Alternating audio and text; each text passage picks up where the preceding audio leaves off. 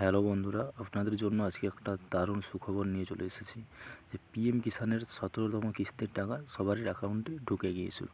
তো সবারই একটা টেনশন বা একটা চাপ এখনও আছে যে 18তম কিস্তির টাকা কবে ঢুকবে বা আমরা কত টাকা পাবো। ঠিক আছে, যে আমাদের কি টাকাটা বাড়বে নাকি ওই টাকাই থাকবে।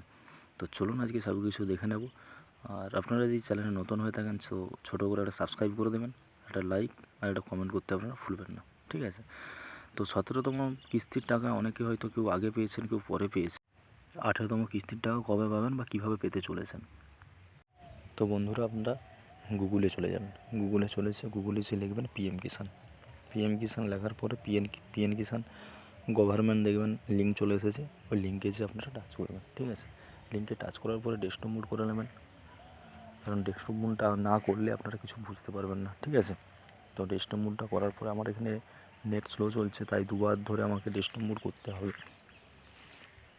তো আপনাদের যদি অসুবিধা হয়ে থাকে ডেস্কটপ মোড করে যাবেন আপনারা বারবার, তখন থেকে নিচের দিকে স্ক্রল ডাউন করবেন। স্ক্রল ডাউনের পরেই দেখতে পাবেন। তো দেখছেন আমার এখন নেট স্লো চলছে প্রচুর। তারপরে আপনার দিকে একটা মেন পেজে নিয়ে যাবে।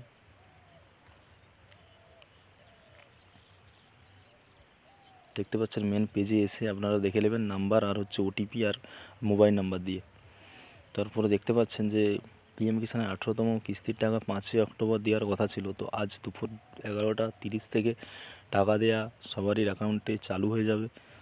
তো কোনো চাপ নেই, বা প্রধানমন্ত্রী ঘোষণা করেছিলেন যে 5ই অক্টোবর 2024 দুপুর 11টা 30 থেকে দেবে। আর সবাই যে 11টা 30-এ পাবে আজকের ডেটে সেরকমও কোনো মানে নেই, কারণ অনেকের অ্যাকাউন্ট বই হোল্ড করা থাকে।